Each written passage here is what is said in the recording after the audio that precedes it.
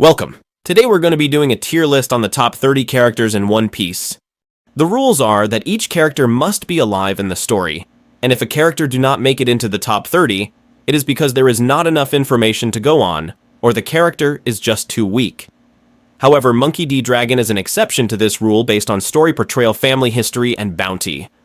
First, we are going to start with our honorable mentions. The first one we have is number 21, Lafitte.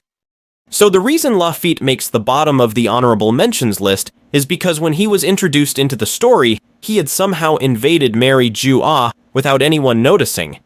This is a highly skilled feat, because people like Sengoku and Mihawk were in the room as well. Mihawk's observation haki is so good that he is known as the clairvoyant. He didn't even notice him. It is also Lafitte who is constantly in Blackbeard's ear telling him what decisions he should make behind the scenes. Next on our honorable mentions list we have Queen. He is the second commander of Kaido's crew, he possesses an ancient Zoan, and he has a vast amount of scientific knowledge. It is clear to see why he ends up on this list. His durability is through the roof, and he even headbutt Big Mom, which even fixed her amnesia. Up next at 19 we have Weevil. There's not too much information to go off of for this character, however we cannot ignore the fact that he is Whitebeard's son and was able to become a warlord. He was however captured by Green Bull, who is a strong character. I cannot put Weevil too high, so I think this is a good spot for him. Next at number 18 we have Magellan. Magellan was the guard of Impel Down and was an opponent that pre-time skip Luffy could not defeat. In the end, Luffy had to be saved. He uses a broken poison Paranesia devil fruit that he can engulf his whole body in, making him untouchable. Magellan was also someone considered to be next in line for the Admiral position, and that position speaks for itself. Next at number 17 we have Ivankov. Ivankov was the one that saved Luffy from the Magellan and Impel Down. Since that was in the pre-time skip, we can only assume she has gotten way stronger. Ivankov is also the third commander in Dragon's Revolutionary Army, right under Karasu. Ivankov has the power to alter the gender of anyone that is affected by her fruit, but don't be fooled because Ivankov is a very skilled fighter. Now for my number 16 spot, Katakuri.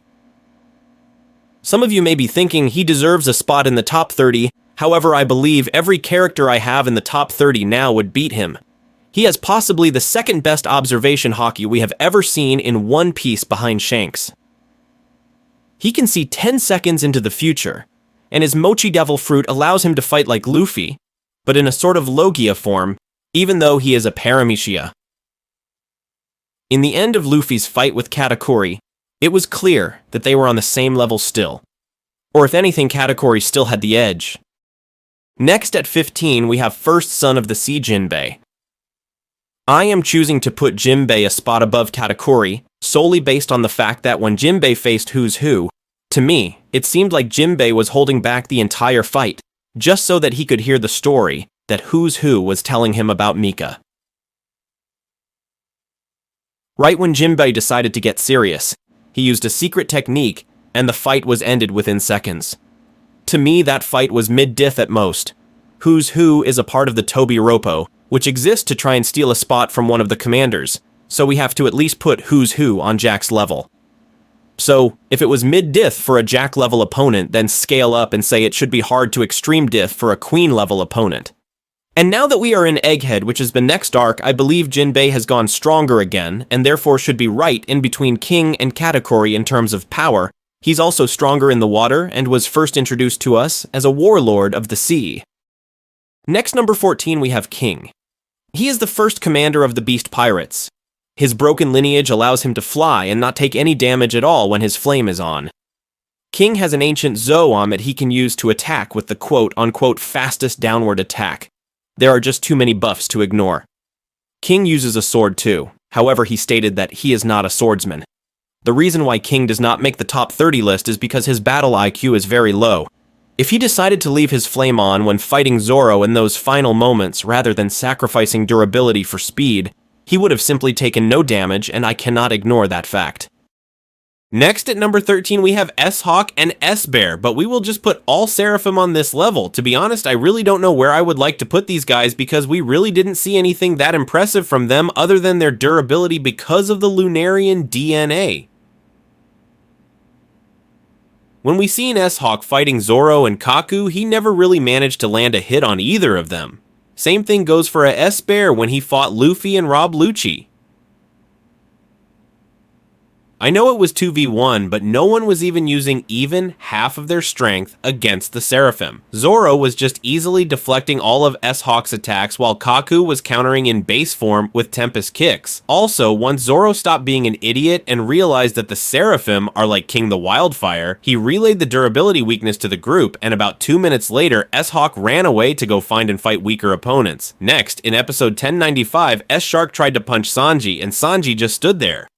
Also prior to that, when Frankie first fought S-Shark, Vegapunk Edison told S-Shark to dodge Frankie's laser, and Vegapunk Lilith made comments about the cost of a Seraphim that clearly shows that Frankie's radical beam was strong enough to injure S-Shark in that moment. Then S-Snake was fighting Frankie, Lilith, and Usopp. They first beat her when Frankie picked up the bubble and placed it on S-Snake to neutralize her abilities. The fight was already done right there, but Frankie felt bad for her and removed it. Point is, other than a lot of area and environmental damage and high durability, there's not much going for them in a one-on-one fight against strong opponents like first and second commanders, especially when they figure out how the durability works. The Seraphim also don't seem to have any haki, which is essential in the story right now.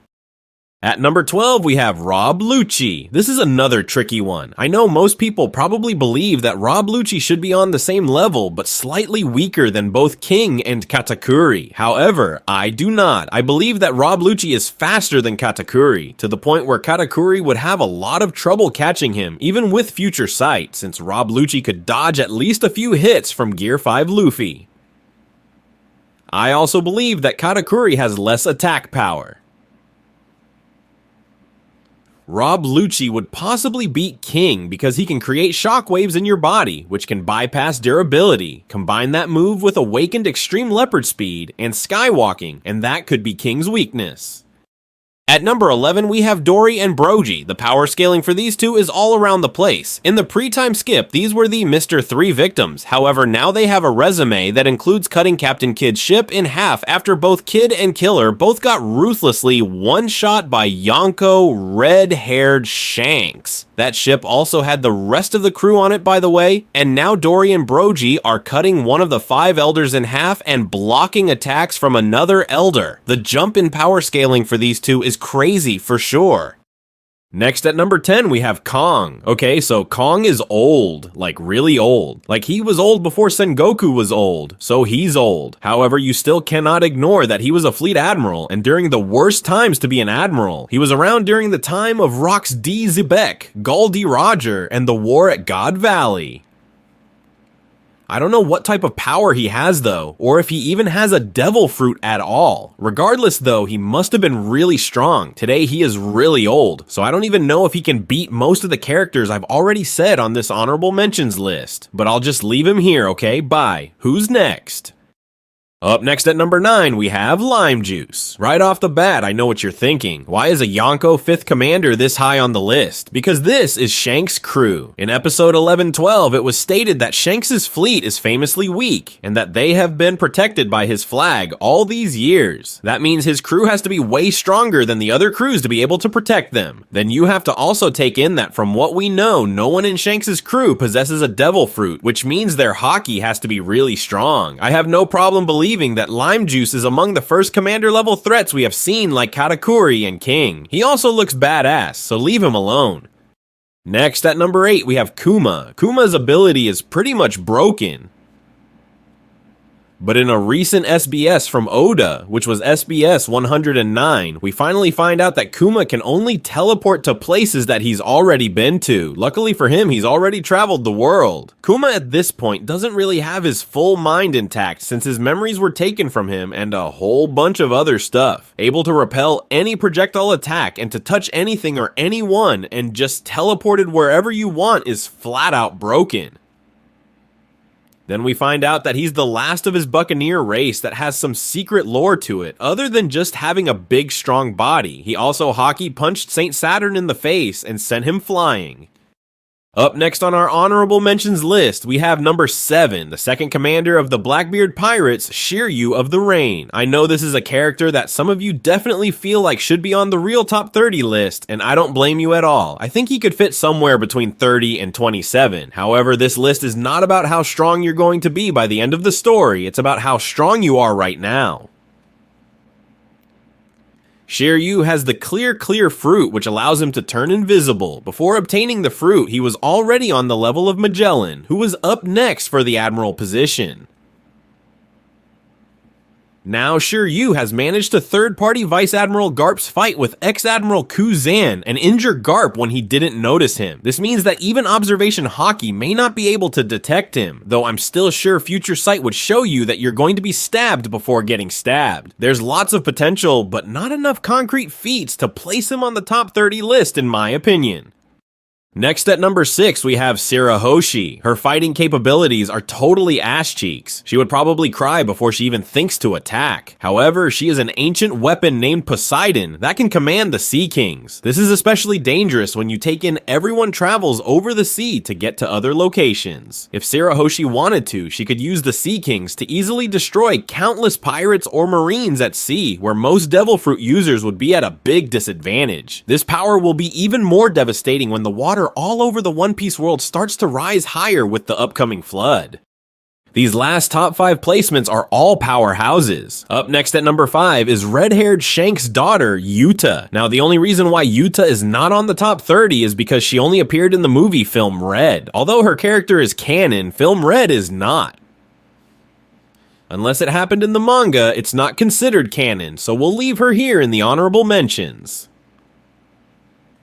Yuta has a completely broken Sing Sing Devil Fruit that allows her teleport people's consciousness to a dream world by just singing. Yuta can do whatever she wants in that dream world. She also can summon some sort of music demon called Tot Musica that was defeated by Shanks and his crew in the past, and again later with the help of Luffy and the Straw Hats. There are some contradictions in the movie though, because personally I think both Shanks and Luffy's Haki should have been way more than enough to cancel the effects of Yuta's Devil Fruit.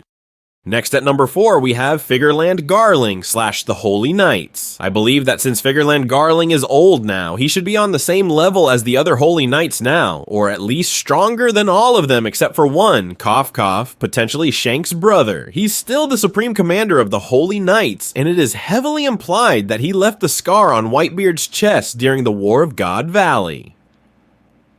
I feel comfortable placing current Figureland Garling a little weaker than old Whitebeard and current Garp, but the same level or a tiny bit stronger than current Rayleigh and Sengoku. However, all that changes if Garland can suddenly move like the 5 Elders. I predict at least one Holy Knight will be on the level of the 5 Elders. The mysterious and featless hype surrounding the Holy Knights, and knowing what we know about power scaling in One Piece, I believe the weakest Holy Knight should be around the fake First Commander level threats like Katakuri, King, and CP0 Rob Lucci. Up next at number 3, we have the Golden Lion, Shiki. He is an Emperor level character and he was a part of Rock's crew during the God Valley War. He has the Float Fruit, which allows him to levitate anything he wants. He first appeared in the One Piece film Strong World. In that film, Shiki even went up against Garp and Sengoku together in their prime. However, like I said before, the film does not follow the real story, so those feats do not count. Shiki's character, however, is canon, and according to SBS 109, Shiki's float ability may become canon too. I don't know how strong canon Shiki would be, but because he should be old now, so I would probably place him right between Garp and Sengoku. Up next, at number 2, we have the 5 Elders, or as some of you may know them as the Gorosei. I'm placing them all in the same rank, even though I believe some are stronger than others. The biggest feat that we have seen from the 5 Elders is definitely their regeneration. As of right now, even the sun, God Luffy himself, cannot permanently damage any of the 5 Elders. These are all endgame level threats, and they each have a gigantic unique transformation that seems like a Zoan transformation. Each Elder has their own specialty, in terms of their fighting capabilities on top of their regeneration, and strong Haki powers. Nusjuro has speed and sword skills. Warchuri has durability and tusk blades. Saturn is smart, has venom, even though it did jack shit to Chopper, and he seems to be able to stop people from moving. Mars can fly and shoot energy blast with a lot of range from his mouth like Kaido and Momo. Jupiter has a big mouth and can suck. Pause. Jupiter has very wide area of effect damage and can easily become a natural disaster on the battlefield. He can dig through the ground, and let's just say he can suck up a lot of huge things. If I ranked them in order from strongest to weakest, it would be as followed: Jupiter, then Nusjuro, then Warchary, then Mars, then finally Saturn. Finally, with the final spot on our honorable mentions list, we have Emu. From what we know, this character should be Luffy's last or second last battle. Emu is the one who sits on the throne at Marijua and is the supreme ruler of the world government. The 5 elders serve directly under Emu, and Emu is in possession of an ancient weapon, which is most likely Uranus, that can wipe islands from existence. We do not know the true power of Emu yet, but we do know that Emu has lived for over 900 years, and although we do not know how, she was still able to defeat the previous sun god, Joy Boy. Woo, okay, we finally got through all those honorable mentions. I think we did a pretty good job. Let me know what you guys think in the comment section down below, and I'll see you guys in the next video where we will start and go through the full list of my top 30 strongest One Piece characters still alive. This is AnimeDClan, and I'm signing out. Santor Ryu.